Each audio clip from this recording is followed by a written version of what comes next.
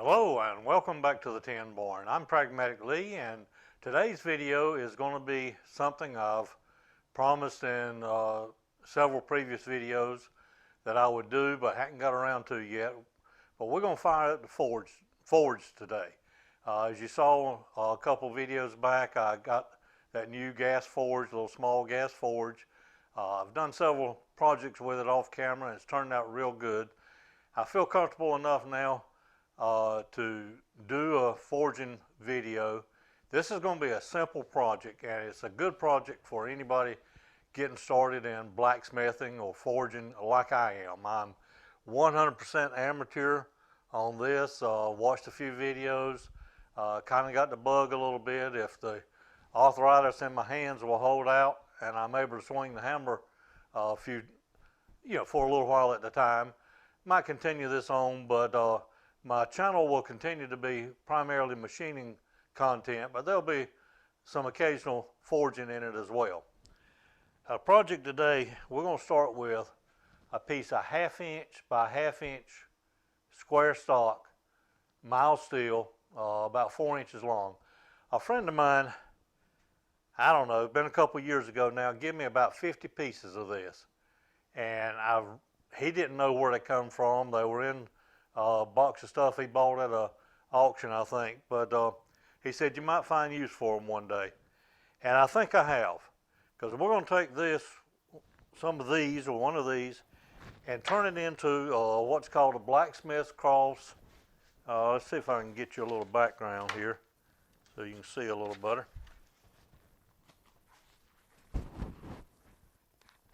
But it's called a blacksmith cross, and it's basically folding this piece of 4-inch stock out, or a 1/2 inch thick stock, into about half its thickness with the hole in the center.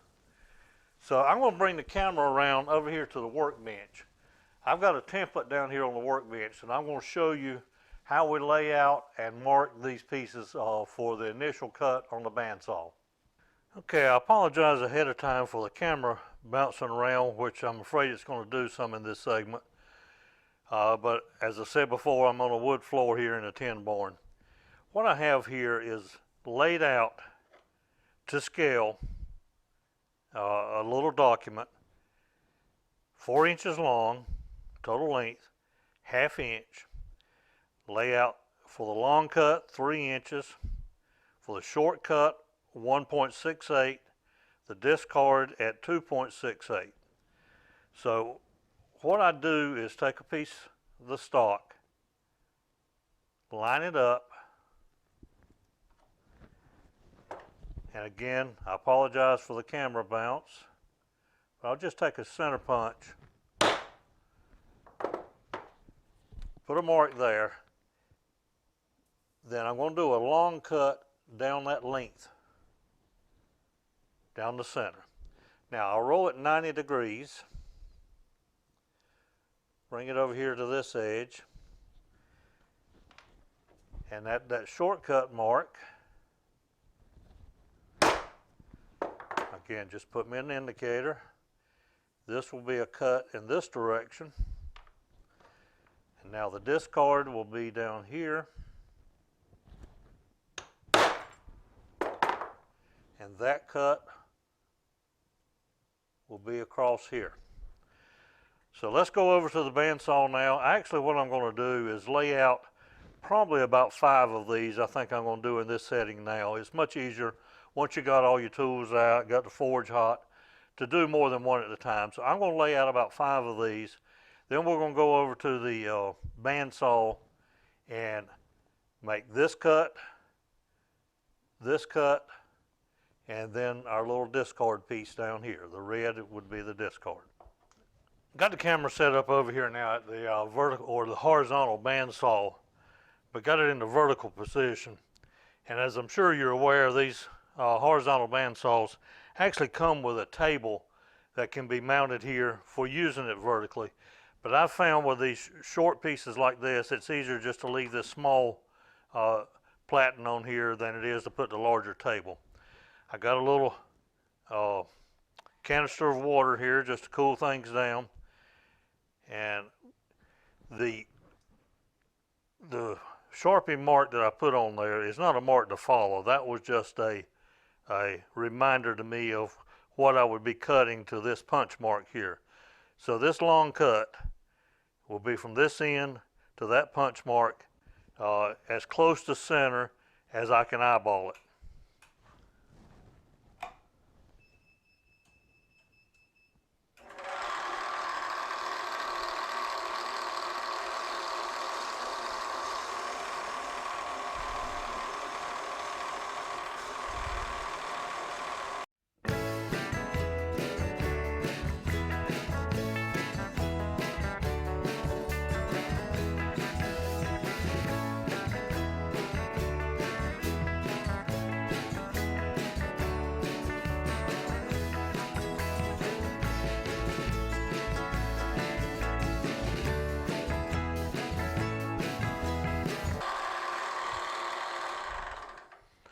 All right, the last thing I cut on this bandsaw was some right much aluminum pieces where I made the index for the large drill bits.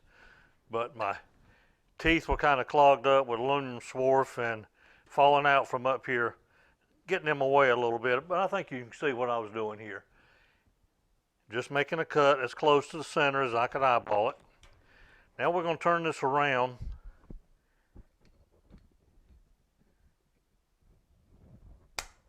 to what we marked as the shortcut here. And you will notice that overlap. And the overlap of the two cuts is what will give us that hole in the center of the cross.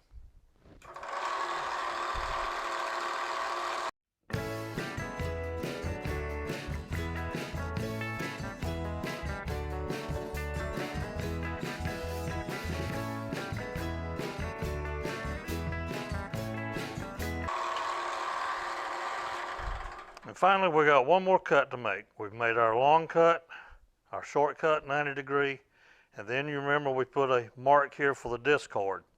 That discard will come halfway across that long cut. All right, so we have our first cross piece laid out or sawed out. I'm going to do the other pieces in this batch and then meet you out at the forge. All right, I've got 5 pieces sawed out now, but before we get started on it, I'll give you a quick introduction to my little forging area out here, blacksmithing area. This, of course, is the forge that you saw me unbox and assemble in a video a few weeks back. Got it sitting on just a workbench here that holds other tools. This is my anvil-shaped object, or ASO, from a anvil made from a piece of railroad track. And then over here is the post vise that I did a restoration project on, I guess back in the, maybe back in the spring of this year. The tools I'll be using for this project, of course, a couple different tongs. These close up fairly tight. These got a little gap in them. You saw me make this hot cut in a video a few weeks back as well. That will go in the hardy hole on the anvil. Just a wire brush. This is a flatter, which is nothing more than a piece of flat steel with a piece of round welded onto it and a handle on it just to use to flatten the pieces out. And I've got a 3-pound hammer. So let's fire up the forge and start getting one of our pieces going.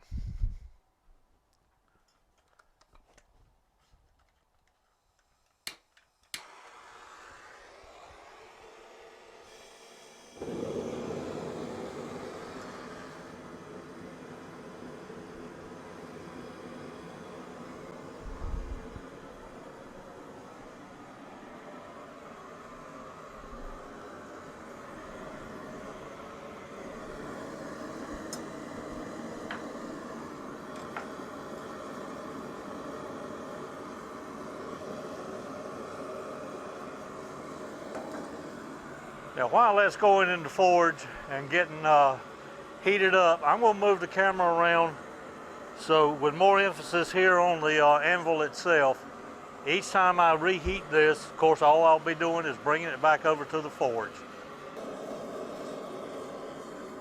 All right, we're getting our first piece out now, and we're gonna, on that long cut, we're gonna start opening it just a little bit with the hot cut here on the anvil.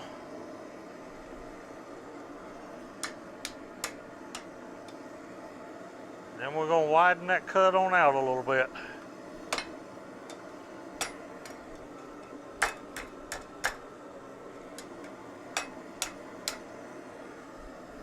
Put it back in the heat for a few minutes, for just a little while.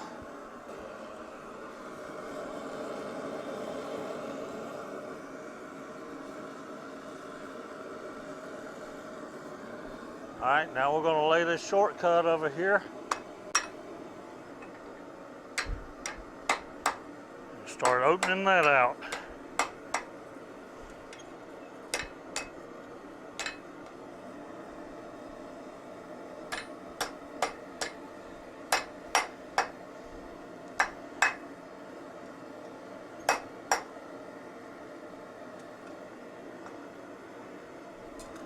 All right, well, done with that piece for now. As you can see, our cross is opening up. Hopefully you can see that with all the reflection. We got to do some straightening out. Now I'm going to put the piece in the vise.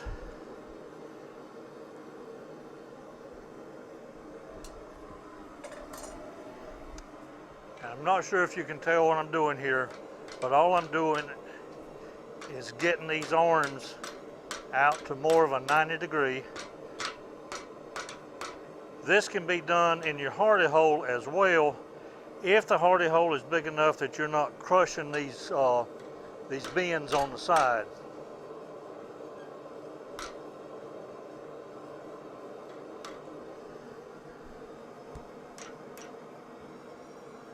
All right, I think that looks fairly straight.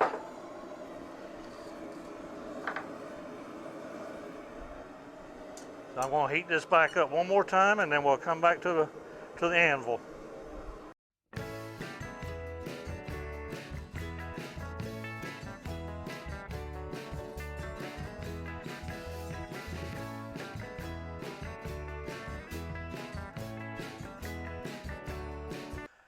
Okay, I've got all 5 of the crosses forged, and instead of carrying them in there to the wire wheel on the bench grinder, I'm just going to clean them up out here using the angle grinder. And I've got this clamp in my anvil now. Normally you would see something like what's called a hold fast in there, but being a pragmatic one, I look for something a little different. And this is just a drill press clamp going through the pictot hole and tighten on the bottom. So that will hold our piece reasonably well, tight enough to do some cleanup though.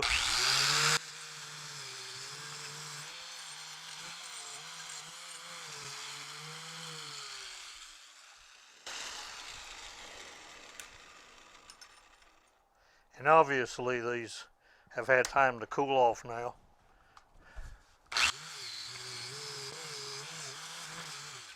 Basically all I'm looking to do on this step is simply clean any of the forge scale off, because we're going to put a layer of clear coat on these.